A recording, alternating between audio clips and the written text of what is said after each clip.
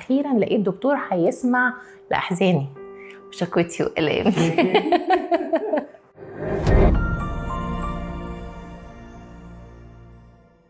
يعني ايه اروح لدكتور السنان في ميعادي وما ادخلش في الميعاد اللي المفروض ان انا حاجزه بقالي يومين؟ لو انت حد بتقابل المشكله دي عند دكتور السنان يبقى الفيديو ده ليك. النهارده هنتكلم عن مشكله مهمه جدا بتقابل كتير من الناس اللي بيزوروا عيادات الاسنان. بتقابلني انا شخصيا كدكتوره سنان لما العميل بتاعي يجي يشتكي ويقول لي يا دكتوره المواعيد عندكم مش مظبوطه، او انا قاعد بقالي كتير، او انا جيت في ميعادي ليه ما ادخلش، او انا جاي من بدري ليه ما ادخلش قبل ميعادي. والحقيقه انا من الناس اللي بتهتم جدا بمصطلح إدارة الوقت. فلو انت واحد من الناس اللي بيحصل معاك المواقف اللي انا هقولها دي دلوقتي، كمل الفيديو للاخر عشان تعرف اسبابها ايه وازاي ممكن نتعامل معاها. واحد بتتصل تاخد ميعاد فيقول لك والله كل المواعيد مكتمله، علشان تاخد ميعاد محتاج تستنى شهرين 3 او على سنه 2026 كده، يعني لو جاز التعبير. 2 معلش يا فندم والله الحجز مكتمل، لكن حضرتك تقدر تيجي تشرفنا كويتنج ليست، لو حد ما جاش او حد اعتذر تقدر تدخل مكانه. الموقف الثالث انك بتحجز وبتاخد ميعاد وتروح بعد ميعادك بشويه، فتلاقي فيه اوريدي حد دخل، ما انت فوتت الميعاد اللي المفروض تيجي فيه. هتصرف ازاي؟ الموقف الرابع انك انت بتحجز وبتاخد ميعاد وبتروح في ميعادك، فتلاقي برضو انك انت ما دخلتش في الميعاد المطلوب، لان الشخص اللي كان جاي في الميعاد اللي قبلك لسه عند الدكتور جوه. طب انا هعمل ايه؟ انا ذنبي ايه؟ انا حاجز يا فندم لازم تدخليني. موقف رقم 5 انك انت تحجز وتروح بدري عن ميعادك وتسال الريسبشن انا جيت بدري، مش المفروض ان انا ادخل بدري؟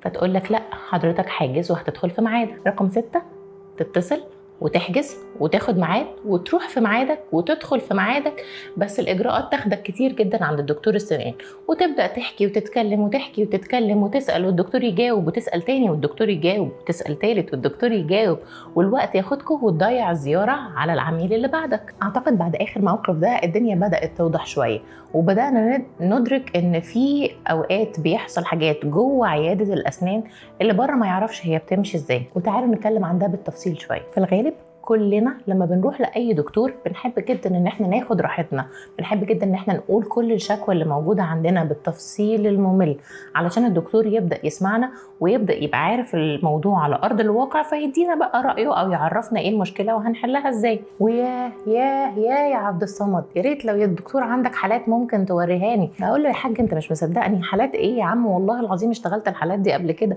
والحالات دي سهله وياما عدت علينا، انت مش مصدقني يا حاج؟ لا مصدقك يا دكتوره، ولكن ليطمئن قلبي. وده في حد ذاته بياخد كتير من الاجراءات اللي بتتم جوه عياده الاسنان. طب هو دي حاجه صح ولا غلط؟ يعني نعملها ونحكي للدكتور ولا ما نعملهاش اصلا؟ في الغالب انا من الناس اللي بتدعم انك انت لما تدخل للدكتور لازم تحكي له عن كل تفصيله صغيره وكبيره، علشان يقدر يوصل بيها للتشخيص المناسب لحالتك، وبالتالي يقدر يوصل للعلاج المناسب اللي هيريحك ويوفر عليك وقت ومجهود وزيارات كتيره لدكاتره تانيين. ويمكن الحاجه اللي مخلياني بشجع اكتر ان انت تتكلم عن دكتور السنان الشكاوى المستمره اللي بتيجي من العيانين، ان انا رحت للدكتور الفلاني وما سمعنيش، ان انا كشفت قبل كده عند دكتور واول ما دخلت له قال لي لا لا لا اعمل الاشعه دي وبعد كده ابقى تعالى لي. يا دكتوره الدكاتره مش بتدينا فرصه ان احنا نتكلم، انا رحت للدكتور وخلع لي ضرس غير الضرس لان هو اصلا ما سمعنيش، هو لو كان سمع ان انا شكوتي من الضرس الفلاني ما كانش عمل كده، فانا جيت لك يا دكتوره علشان تلحقيني وتنقذي لي الموقف. انا يا ابني شكرا على ثقتك الغاليه. فغالبا النوعيه دي من الاشخاص لما بيروحوا للدكتور وبيلاقوا الدكتور ده عنده القابليه ان هو يسمع شكوتهم وياخد ويدي معاهم في الكلام، بيفرحوا جدا ان اخيرا لقيت دكتور هيسمع لاحزاني وشكوتي والامي.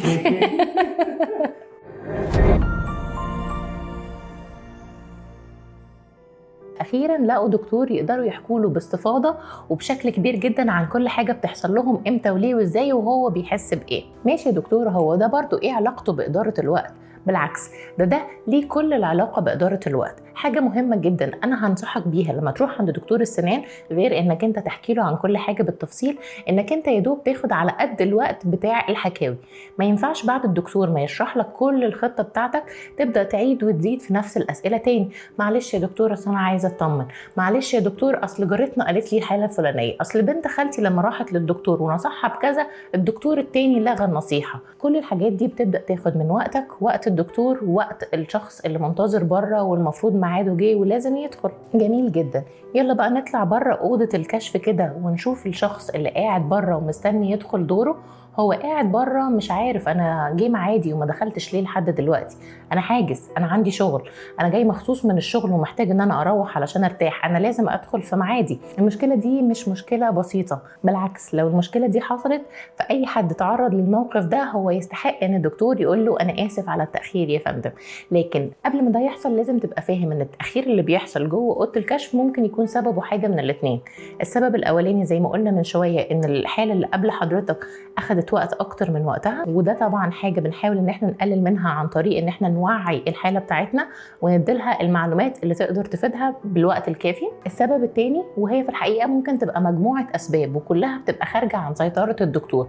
منها مثلا ان ممكن تكون الدنتال اسيستنت المساعده اللي معاه او النيرس اللي واقفه جنبه هي اول مره تشتغل في عيادات الاسنان، وعلشان كده فكرت وبدات احضر لكورس كبير جدا لازاي لو انت عايز تبقى الدنتال اسيستنت كويس وكفاءه والدكتور هو اللي يبقى عايز يدفع لك فلوس علشان تبقى موجود معاه تعمل ده بمنتهى السهوله. فالسبب الاولاني ان ممكن الاسيستنت اللي جوه ما تبقاش بتساعد الدكتور بالقدر الكافي.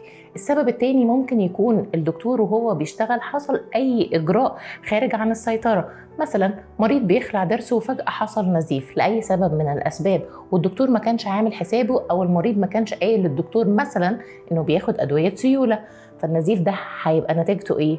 الدكتور هيفضل مقعد الحالة على الكرسي لحد ما يوقف له النزيف حتى لو أخدت وقت العيادة كلها، لأن في الآخر هي مسؤولية عليه، ما ينفعش يطلع حد من عيادته بشكوى ممكن تضر حياته أكتر من إن هو يستفيد. علشان كده لو هنصحك شوية نصايح علشان تقدر تدير وقتك كويس وانت رايح لأي دكتور، مش دكتور السنان بس ولكن مخصوص دكتور السنان لأن إجراءاته بتاخد وقت طويل شوية. أولا لازم تبقى حاجز ميعادك المناسب اللي انت عارف هتروح هتدخل عليه، ما ينفعش تروح لدكتور السنان بدون حجز مسبق، لان ساعتها هتبدا تعمل لخبطه في الحالات اللي جايه قبلك او الحالات اللي هتيجي بعدك. ما ينفعش وانت عند دكتور السنان جوه تاخد وقت طويل جدا في كلام خارج عن اطار التعامل في الاسنان او الاجراءات اللي انت عايز تعملها، لان كل ده بيتحسب من وقت العميل اللي بعدك. واخر حاجه ان كلنا بنبقى محتاجين ندرك ان في شويه تاخير صغننين هيبقوا خارجين عن سيطره الدكتور، هو هيعتذر عنهم وحضرتك هتقدرهم شويه.